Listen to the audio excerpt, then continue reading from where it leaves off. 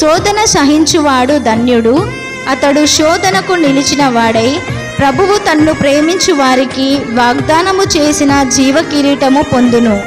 దేవుడు కీడి విషయమై శోధింపబడనేరడు, ఆయన ఎవనిన్ని శోధింపడు గనుక ఎవడైనను శోధింపబడినప్పుడు నేను దేవుని చేత శోధింపబడుచున్నానని అనకూడదు. ప్రతి వాడును తన స్వకీయమైన దురాశ చేత ఈడ్వబడి మరులు కోల్పబడిన వాడై శోధింపబడును.